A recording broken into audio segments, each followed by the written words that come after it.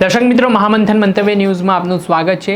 બોટાદના ખસ ગામે સમાધાન માટે જૂની અદાવતને લઈને જે બબાલ થઈ હતી તેને લઈને બોલાવવામાં આવીને ત્યારબાદ યુવક પર તીક્ષ્ણ હથિયાર વડે હુમલો કરી દેવામાં આવ્યો। આ હુમલાની ઘટનામાં એક યુવકનું મોત પણ નીપજ્યું હોય તે પ્રકારની માહિતી સામે આવી રહી છે। આ સમગ્ર ઘટનામાં કહેવાઈ રહ્યું છે કે હરપાલ રવુભાઈ ખાચર પર તીક્ષ્ણ હથિયાર વડે હુમલો કરવામાં આવ્યો છે। તેમનું ઘટના સ્થળે જ કમકમાટી ભર્યું મોત નીપજ્યું છે।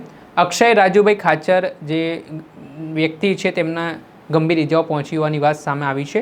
જૂની અદાવતને લઈને જે બબાલ છે તે ઘણા સમયથી ચાલી રહી હતી બોટાદમાં, અને તે સંદર્ભમાં આરોપીઓ દ્વારા હાલ જે હરપાલભાઈ છે, અક્ષયભાઈ છે, તે તમામ લોકોને બોલાવવામાં આવ્યા ને ત્યારબાદ આ લોકો જ્યારે વાતચીત કરી રહ્યા હતા ત્યારે આરોપીઓ ઉશ્કેરાઈ ગયા અને તેમણે આ યુવાનો પર જીવલેણ હુમલો કરી દીધો।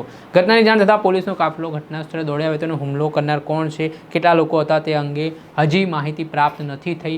આરોપીની શોધખોળ માટે પોલીસે તપાસના ધમધમાટની શરૂઆત પણ કરી છે, પરંતુ જે બોટાદના ખસ રોડ પર જૂની અદાલતમાં હત્યાની ઘટનાથી સમગ્ર વિસ્તારમાં ચકચાર મચી જવા પામી છે। આ ઘટનામાં બોટાદમાં જે હત્યાનો બનાવ બન્યો તેમાં 2 લોકોને ગંભીર ઇજાઓ પહોંચતા તેમને ભાવનગરની સબિયા હોસ્પિટલમાં સારવાર હેઠળ ખસેડવામાં આવ્યા છે।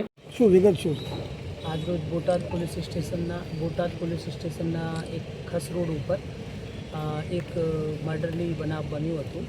એમાં કોઈ એવું વિષય લાગે છે કે કોઈ ઇન્સ્ટાગ્રામ ઉપર કોઈ આઈડીમાં આપણે એ લોકોએ રિક્વેસ્ટ મોકલી હશે, એટલે જે છોકરીના ઉપર રિક્વેસ્ટ મોકલી છે એમના છોકરા, એમના જે ભાઈ છે અને એમના મળતિયા બીજા માણસો છે, એમને આ જે છોકરા જેને રિક્વેસ્ટ મોકલી હતી અને એના જે સાથે બીજા છોકરા હતા એના ઉપર શક હતું, એના ઉપર કાંઈ એ લોકો સમાધાન કરવા ખસરોડ ઉપર ગયા છે। ત્યાં એ સમાધાનમાં આવેલા ત્યારે એમને એક જે આ બીજા પક્ષના છે એ લોકોએ છરી મારીને એમાં એક માણસનું મર્ડર થયું છે, એક છોકરાનું, અને 2 બીજા ઇન્જર્ડ થયા છે। અત્યારે જે 2 ઇન્જર્ડ છે એ ડૉક્ટરના પ્રાથમિક તપાસના આધારે એટલે એ અત્યારે બંને ડેન્જરના બહાર છે અને એકની ડેથ થઈ છે।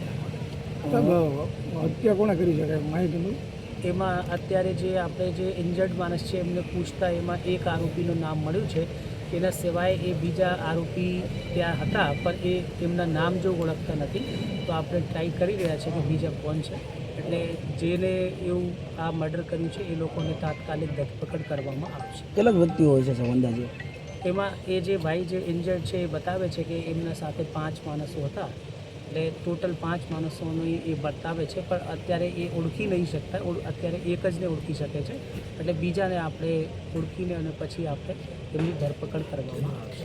Okay, thank you sir. Okay, ત્યારે શું આ મામલાને લઈને નિવેદન સામે આવી રહ્યું છે લોકોનું તે સાંભળો।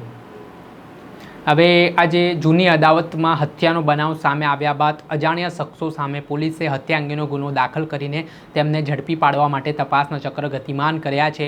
આખો જે બનાવ સામે આવ્યો છે તેને લઈને પોલીસે હવે અલગ અલગ ટીમો પણ કાર્યરત કરી છે। દર્શક મિત્ર, આ અહેવાલ દર્શાવી રહ્યા છે ભાવનગરથી અમારા સંવાદદાતા ફિરોઝ મલિક। આવા જ વિડીયો જોવા માટે મહામંથન મંતવ્ય ન્યૂઝ જોતા રહો, લાઇક કરો, શેર કરો।